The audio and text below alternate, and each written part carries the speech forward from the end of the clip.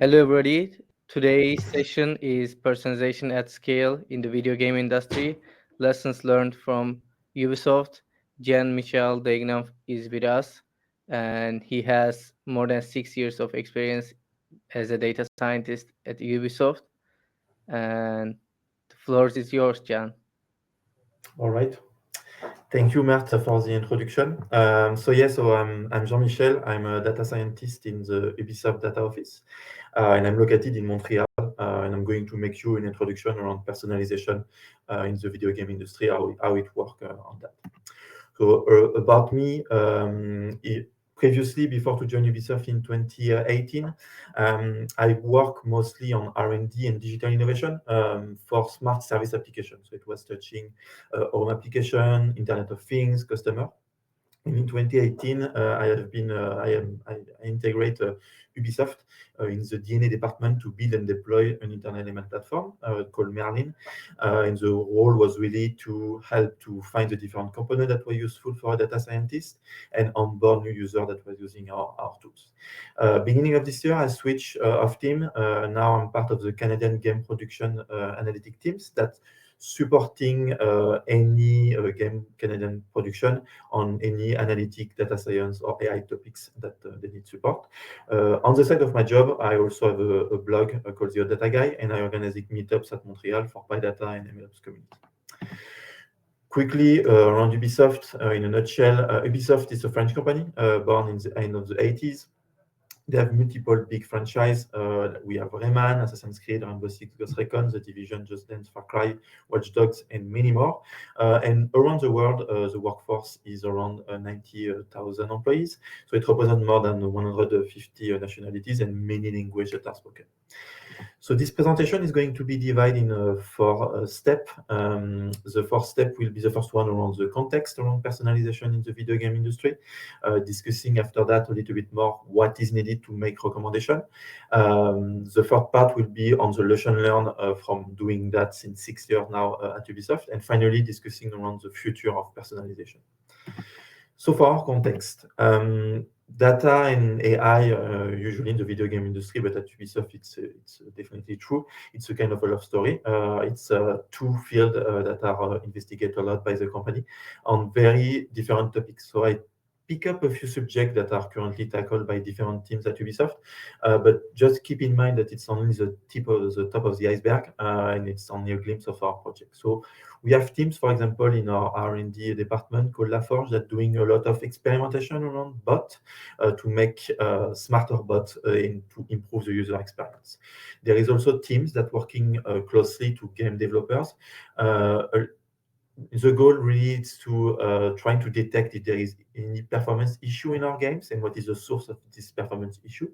My colleague David in Sweden made a presentation in a conference that is really interesting. And finally, also we've got dedicated teams that working to improve developer efficiency, because as you can see, we are very numerous number of people around the world. So it's important also to be pretty efficient in our work.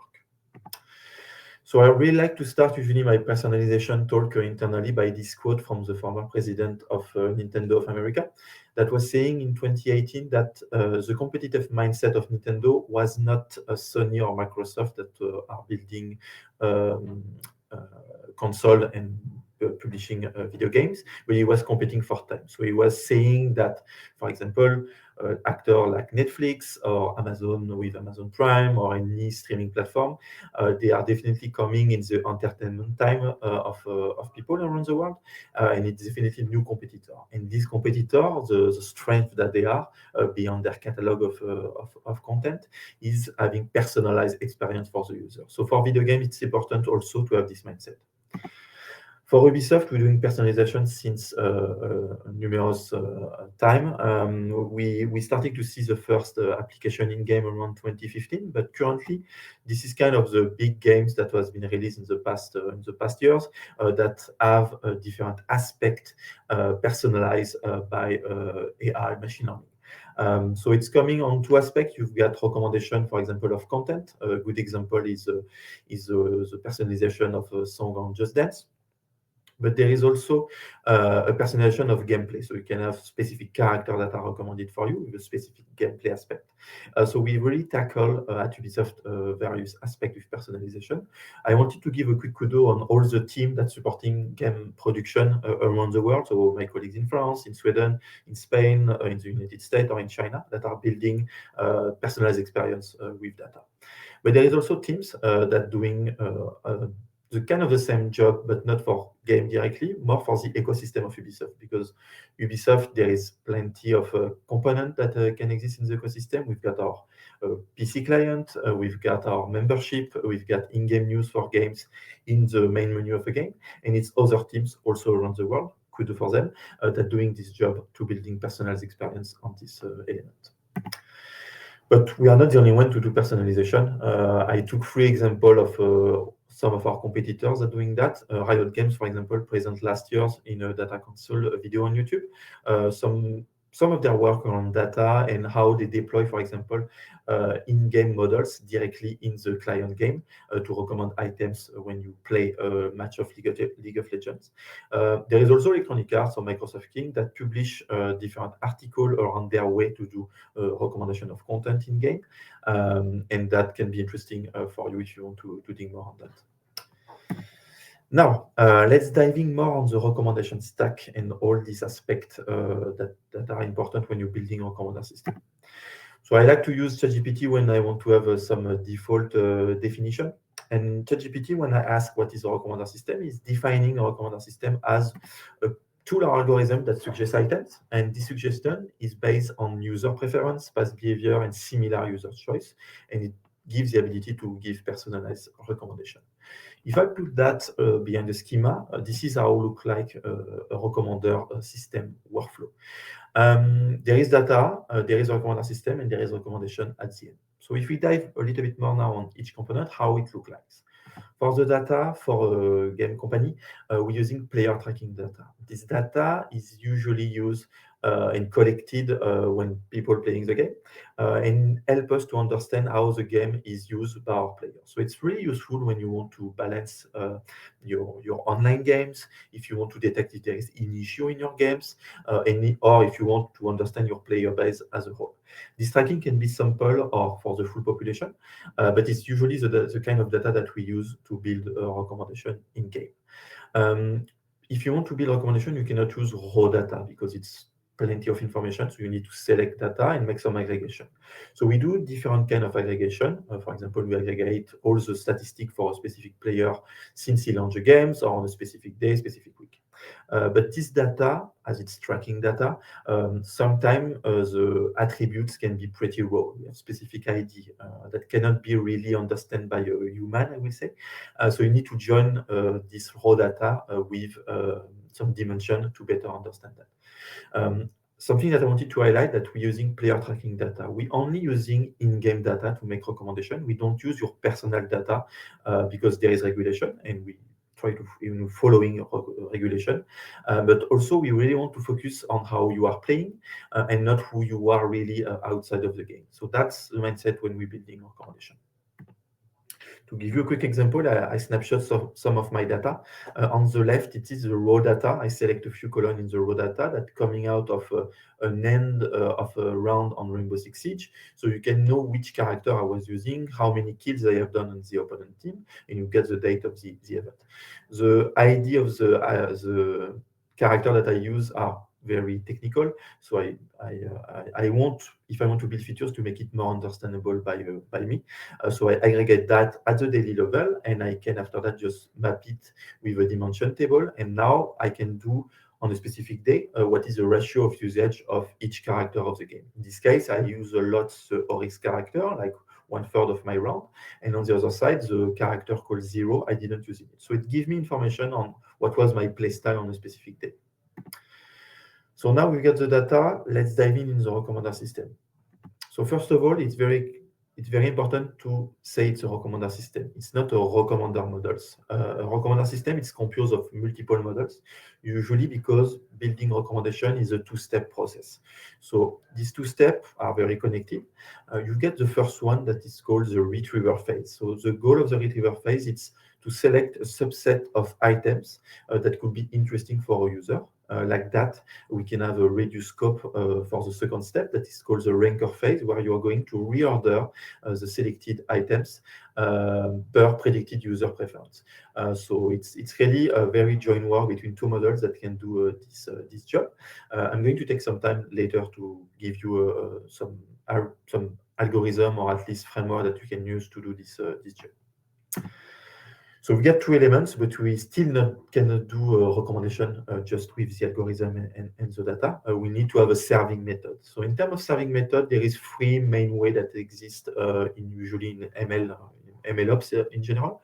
You've got first the batch serving. So the role of the batch serving is really to focus on building a list of recommendations updated on a regular basis. So it could be every X hours, it could be every day, every week, and to serve this kind of recommendation, you need to have a fast storage to store the data, the list of recommendations, and serve it directly when it's needed.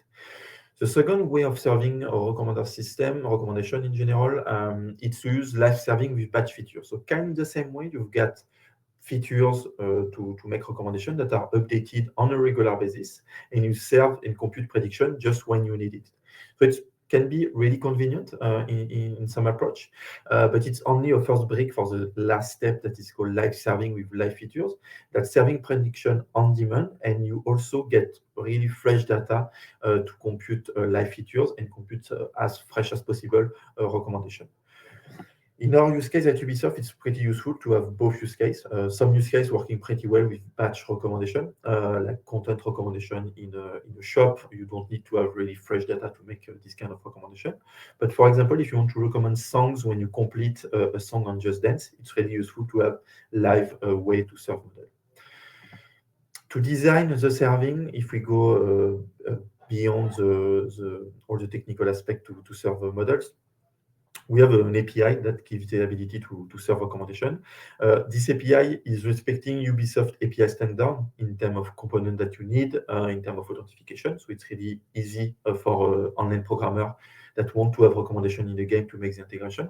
It's also very important that all the endpoints that we are using to build recommendation, they are automatically integrated in our internal SDK that is by default installed in most of our games. And the API code is pretty simple. You just need to provide the roots/recommendation, and you just need to provide the project, the user identifier, and the categories, and you can get recommendation. The output also is pretty flexible for a data scientist. You can when you call the API, you will get back a list of dictionaries that you will reorder by your preference computed by your pipeline. But in terms of content inside these dictionaries, you just need to provide an ID, and after you can provide whatever you want. So you can provide a score, a description, you name it. The limitation is only on the size of the recommendation and not on the number of elements. So it's really convenient when you're building a pipeline.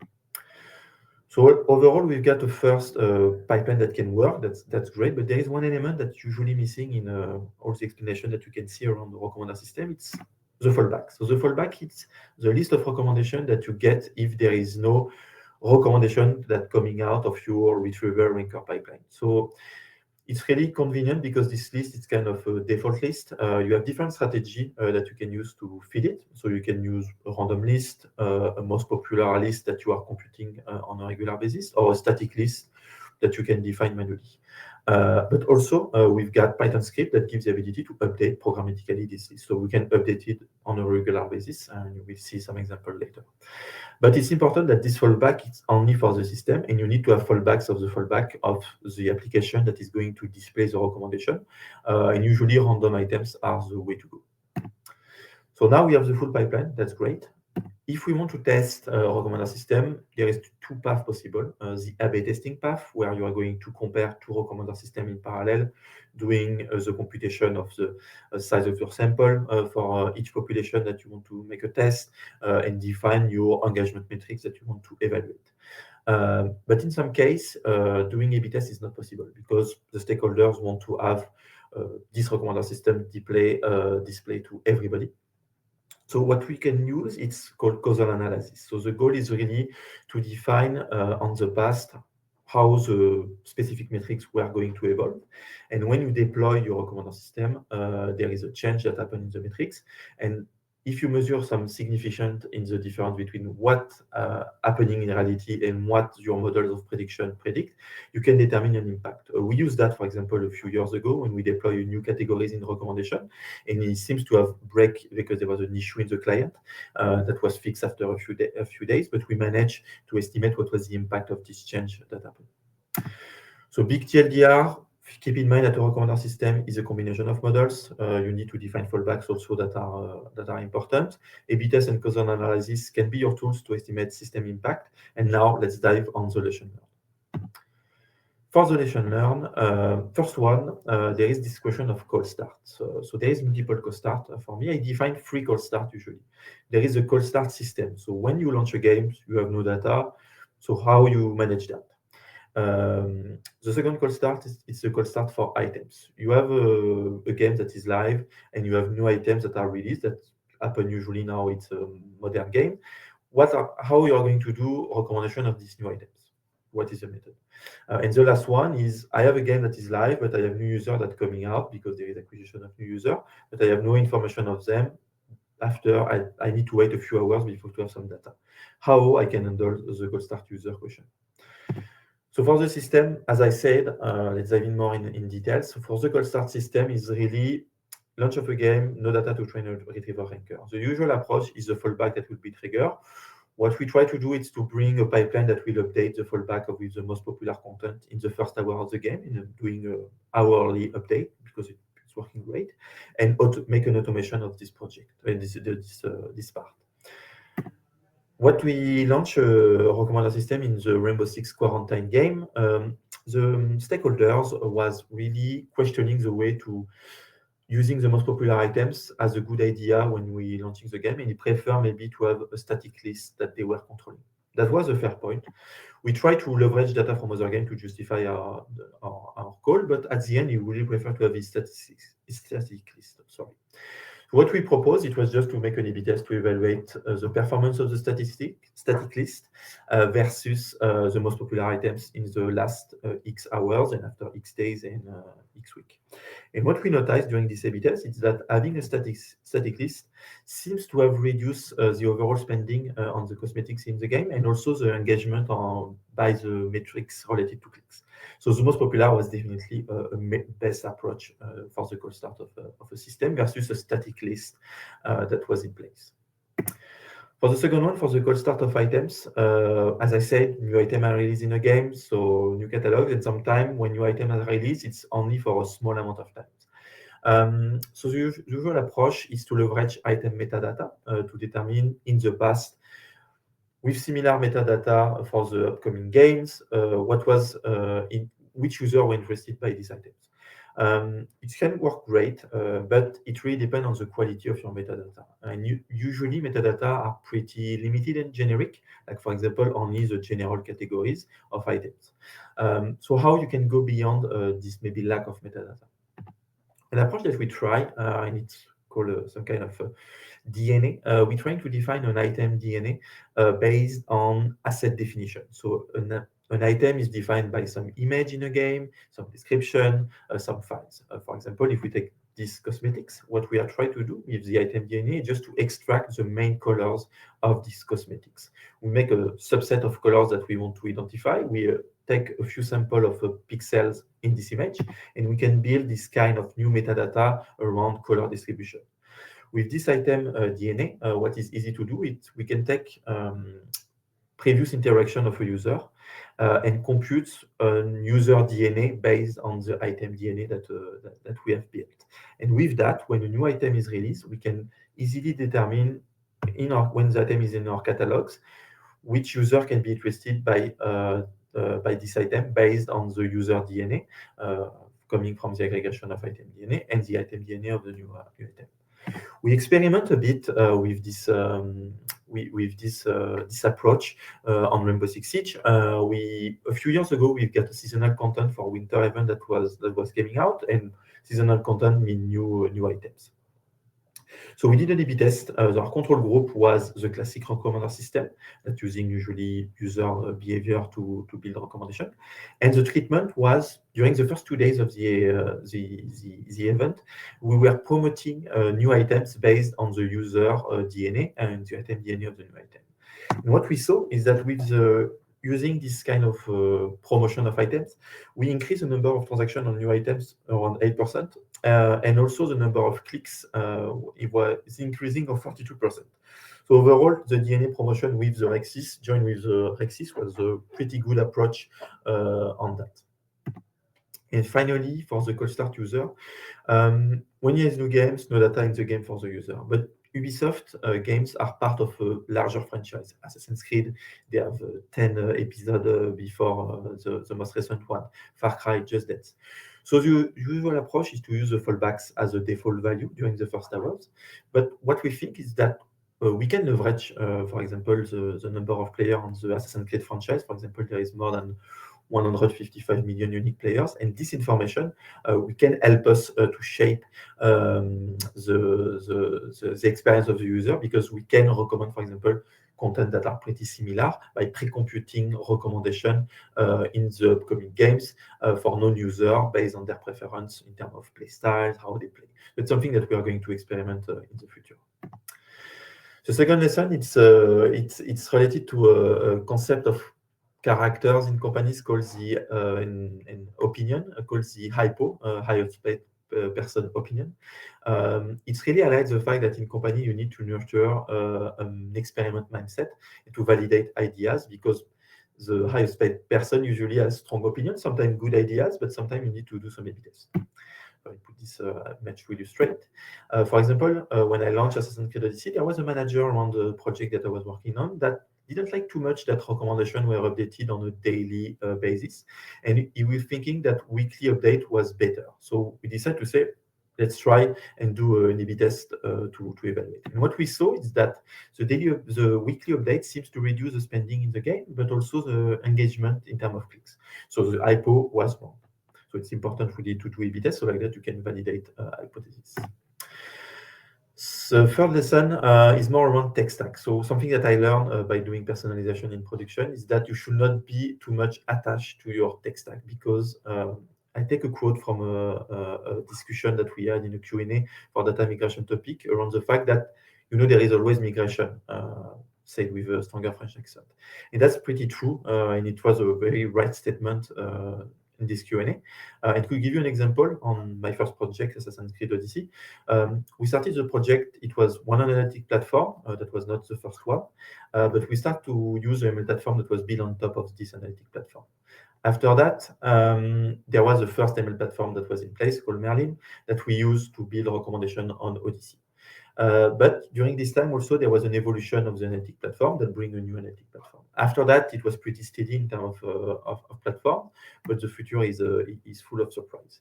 So it's important internally that you need to have some evolution, technical evolution, usually every 2 or 5 years, you need to make an upgrade in your stack. We are pretty lucky internally because we have people that accompany us in our migration. I never had problem to do migration along that, so it's really a strong element. But keep in mind that you will have at some point to do migration of your pipeline. For the fourth lesson, it's more around building retriever and rankers. So there is plenty of algorithms that you can use to do these 2 elements, but keep in mind that you don't need the retriever sometimes if you have a small catalog, for example, because you don't need to dive too much in the catalog. It's really important to be transparent with your stakeholders in your evaluation, your method of testing your model, testing your pipeline, and to involve them in the choice of the metrics, choice of the time period when you do test, etc. It's also important to go beyond the prediction, because the models and the system that you are building can give interesting insight. To give you a quick kickstart, Spark is definitely very good, Spark MLlib, to do a recommendation at scale in general. The classifier, logistic regression, and the random forest classifier working pretty well when you have a small catalog under 500 items. And also they have an ILS implementation for the matrix factorization of interaction. That is for me the go-to implementation, because it can tackle different kind of ratings, in different scales, so it's pretty good.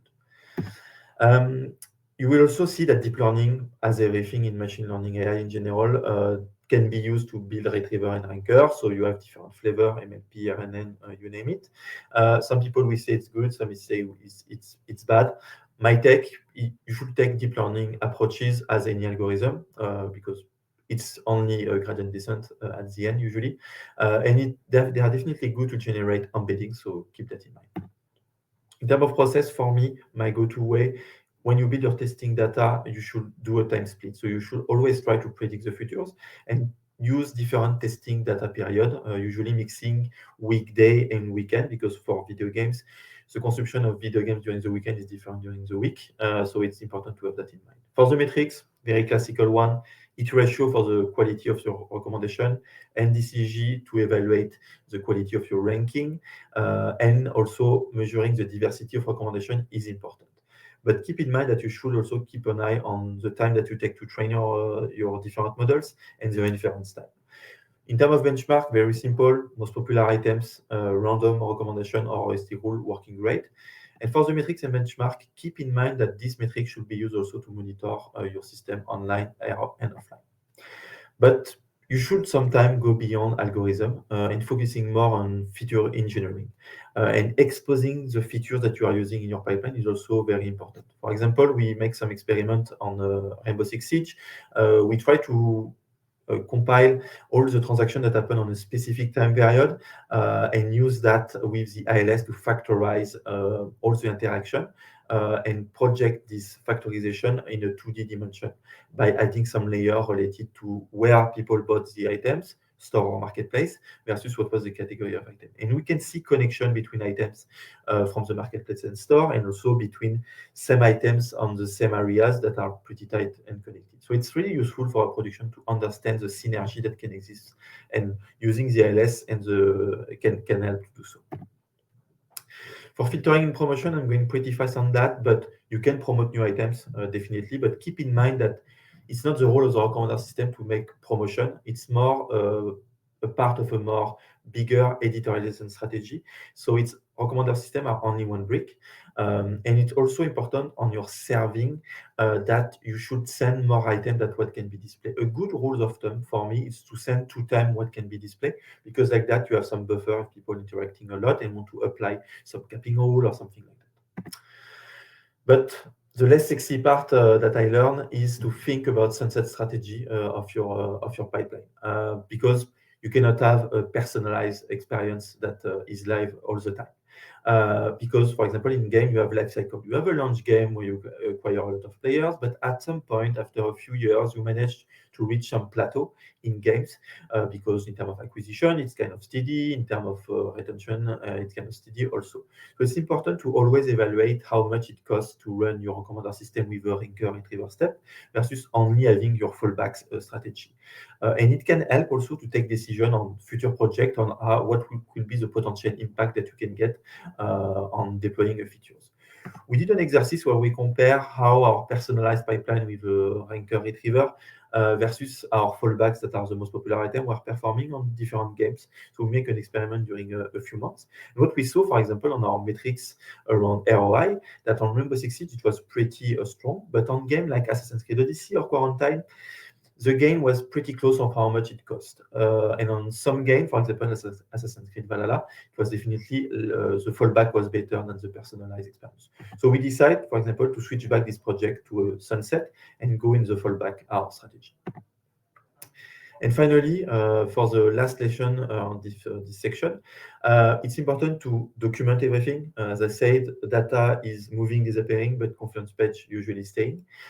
Sharing your work also can give ideas, and also recommendation can be leveraged in different parts of a company. So it's important to display it. And writing some lesson learned document, a quick one-pager after X months that you can share with your stakeholders, but also different other stakeholders of the company is definitely useful. TLDR, cold start can be tackled easily. Fallback recommendation can be used to compare and also to make your sunset strategy. You should do experiment all the time. Focus on feature engineering when you're building a recommender system, and your tech stack will evolve. Deal with it, it's part of your job. Finally, for the future of personalization, The tech stack, as I said, it's evolved a lot, and currently for us, a big move that is coming is to moving to Databricks.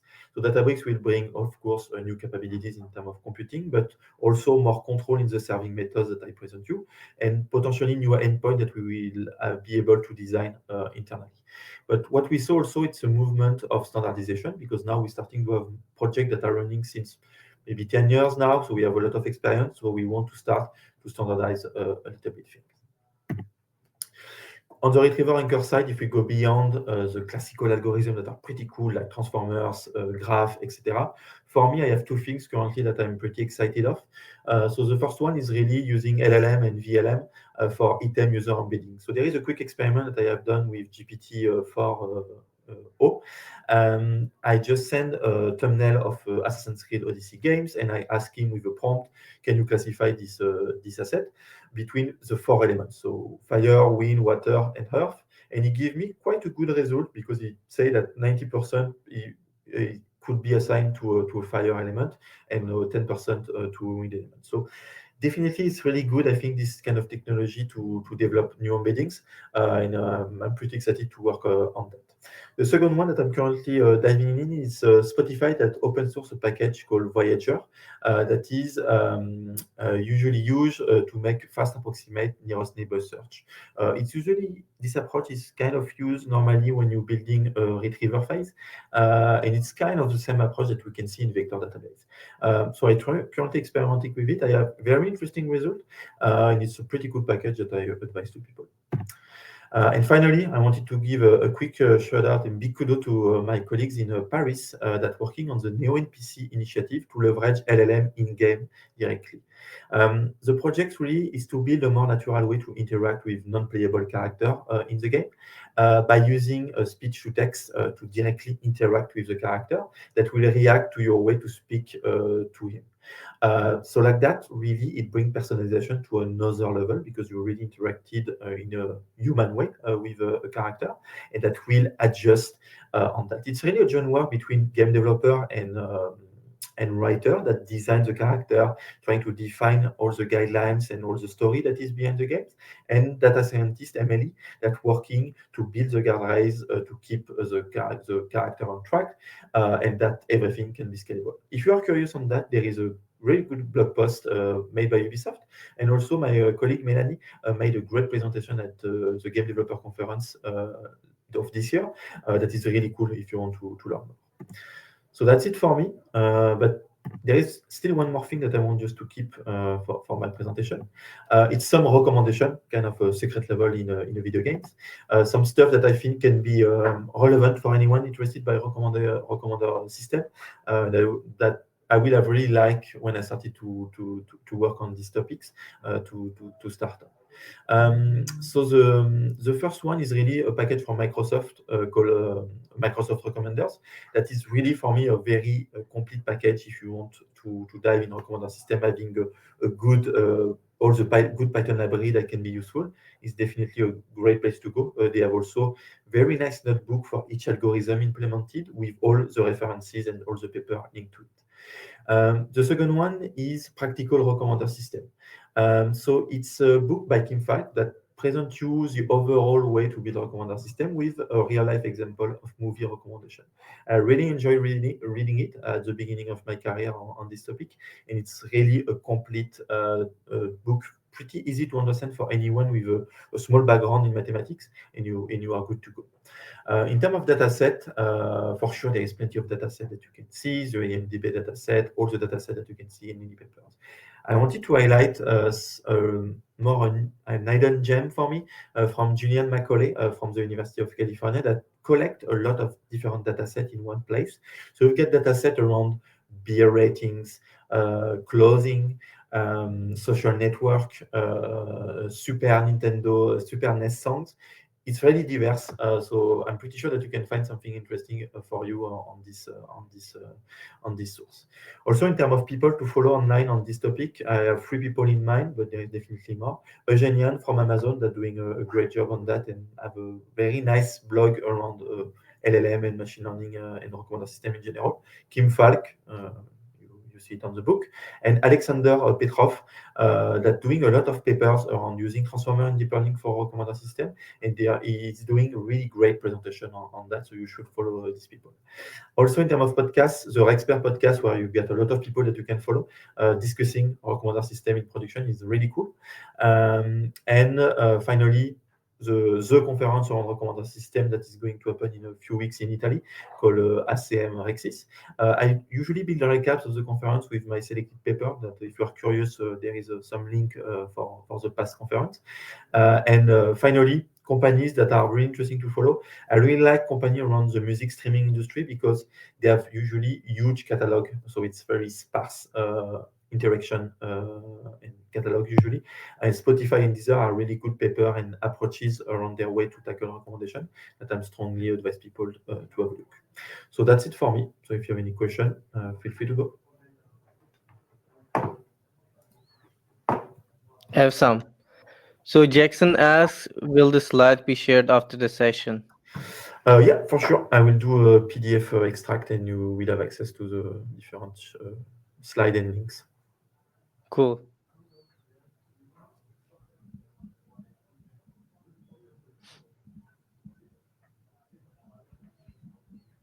Any questions, folks, about personalization or machine learning generally in the video games?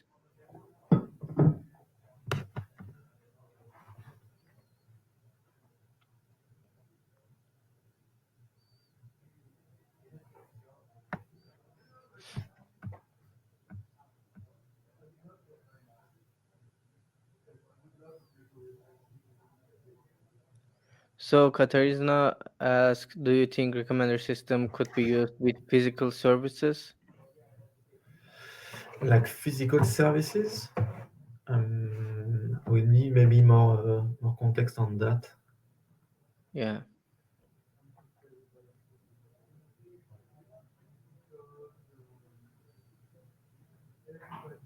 And also, what's your favorite Ubisoft game? Yeah. So for me, my favorite Ubisoft game on the recent year, for me, I have Assassin's Creed Black Flag. That for me was definitely a good one, and Driver San Francisco. I think it's my two favorite Ubisoft game. Cool, cool. I love Assassin's Creed Valhalla. Yeah, Also, my friend loves R6, Rainbow yeah, Six Siege. yeah. So good. So Jackson asks, I understand A/B testing compares single changes, but how do you isolate changes and understand the impact of each changes in causal analysis? But usually we apply in causal analysis or in A/B test, because in A/B test you apply a treatment to a specific subset of players, but for the causal analysis it's really you deploy to everybody in one shot. So it's really two different approach to operate this kind of system and testing things.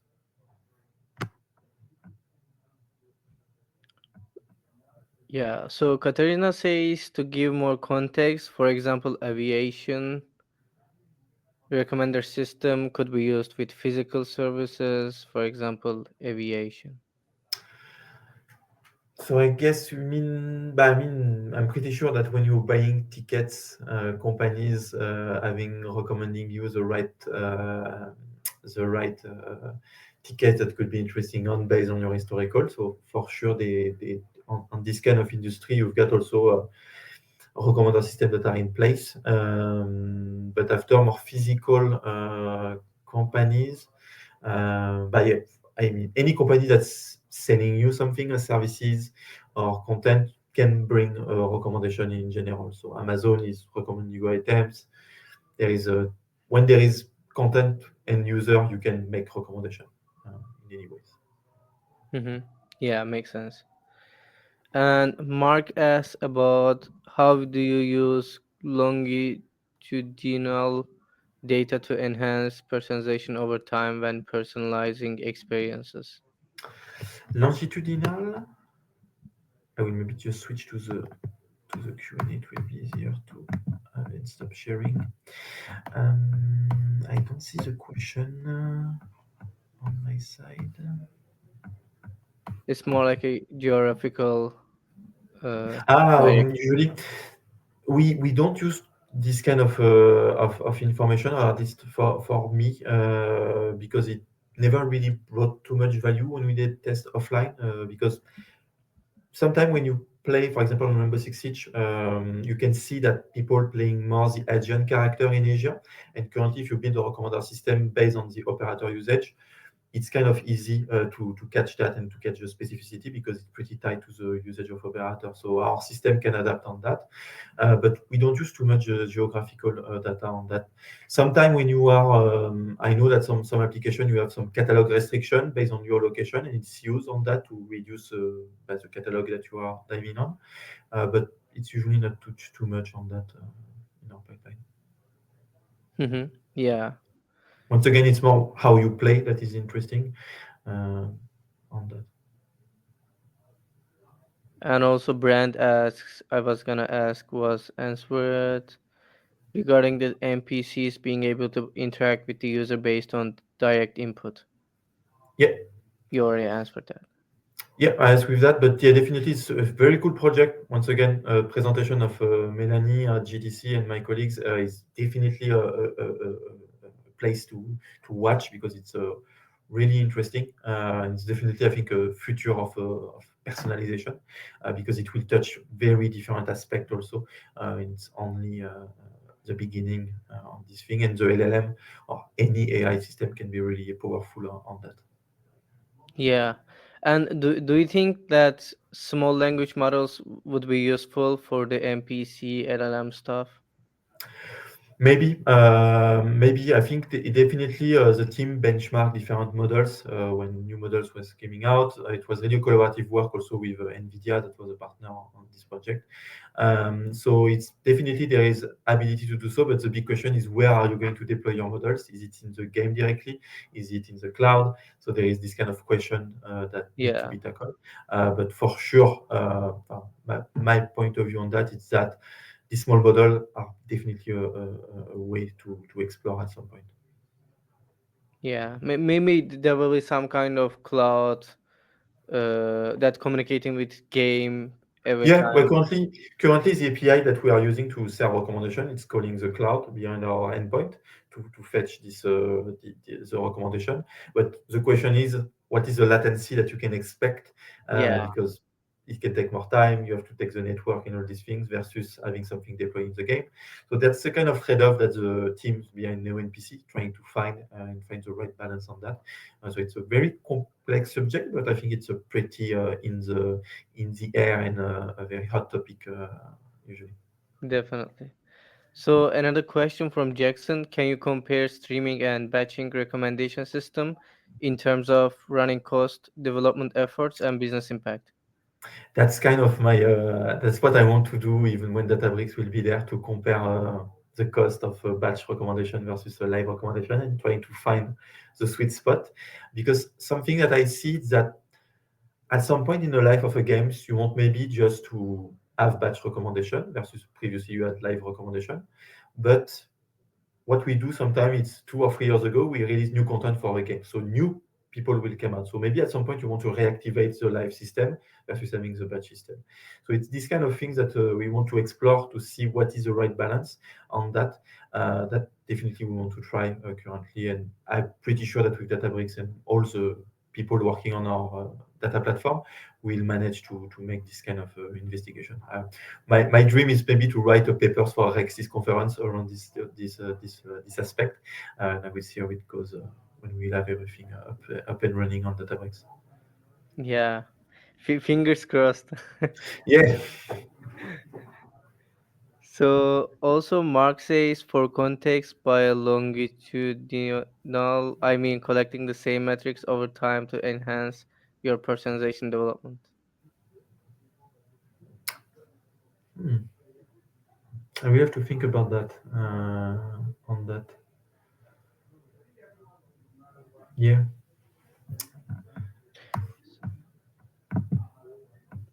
So maybe like in the game, somebody doing the same thing. Ah, You, you mean in the game where the character is in the game? yeah, probably. Ah, okay, okay, okay. So yeah, definitely when you build a gameplay recommendation like mission and things like that, for sure knowing that you went in this specific location or you only have access to this information is important in terms of progression. So for sure, knowing the position of a player in the game is definitely something that is relevant on some application. I remember when I started at Ubisoft, it was some stuff that I was exploring, but yeah, for sure in an open world game, it's important information because it catch your interest and how much you progress in the world and discover the world. Awesome.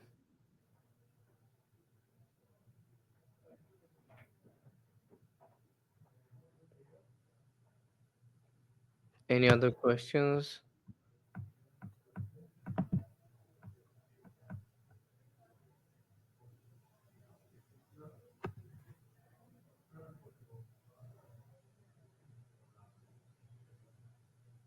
So yeah, another question is, do you have any kind of engineering blog at Ubisoft like Riot has, EA Ye- has? there is a tech blog that is open. Usually, it's a lot our R&D department, LaForge, that posting things around that. But we try to be more visible also on this aspect. But on the past 2 years, there was a lot of change in terms of ML platform. So Mm-hmm. it's kind of difficult to share how it evolved because after a few years it will change. But yeah, we have a tech blog that is available and we hope to share more outside also overall in the company. Awesome.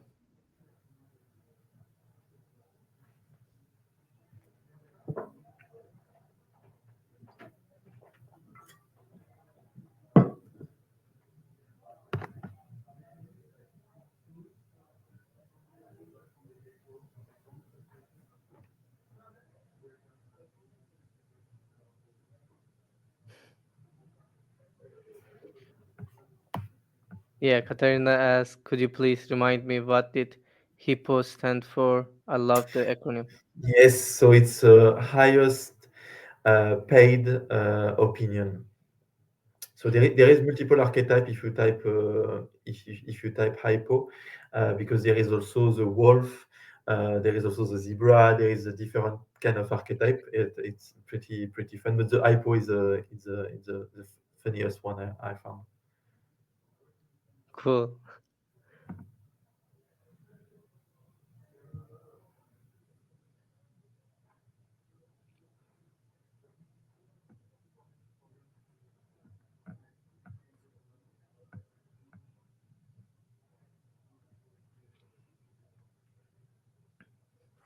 So another question is like, if somebody wants to get into video games industry, especially in the ML space, what would you recommend? Like building a game or using some kind of public data sets to build some kind of projects based on the public data?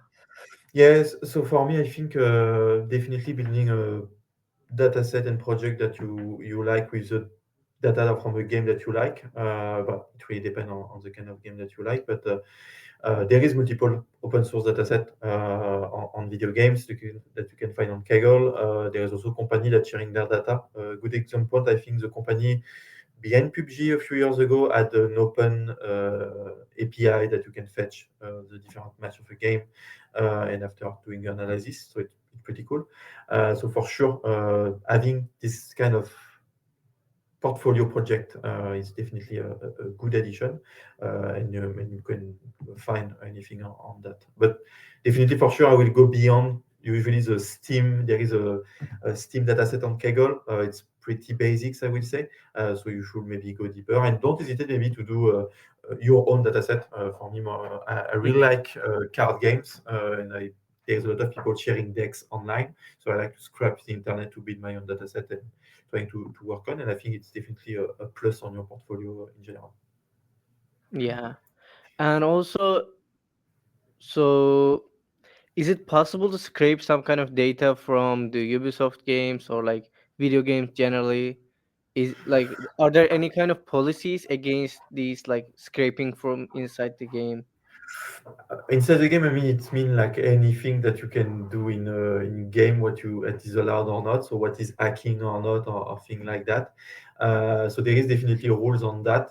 But from video game in general, if you don't scrap data and you don't resell it to do some shady things, I mean, you should just respect the rules that you can find on that, and it's mostly what can happen. But scrapping the data of the game itself, I think, is not very interesting. It's more definitely catching data from people sharing data online that Hmm. is more interesting and is more valuable.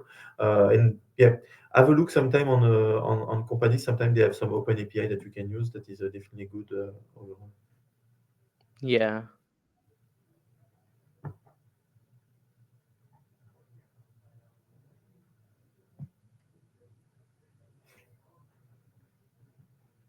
And any other questions?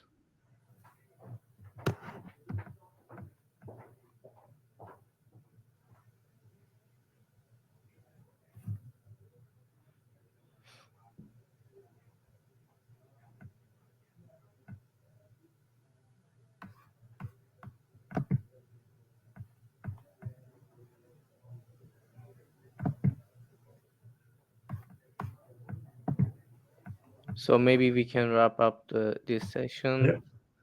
And so how people can reach out to you, John, if they have questions? LinkedIn, they have normally my Axel event profile is up to date with my LinkedIn link, but you can find me Jean-Michel Daignan on LinkedIn. It's usually the way to contact me. Okay, I'm just putting the LinkedIn in the chat. And yeah.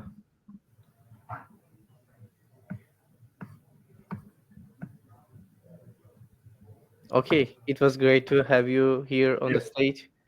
Same thing. I was happy to present. Thank you very much. Cool. My pleasure. Have a good Yeah. one, John. You too. Bye. Bye.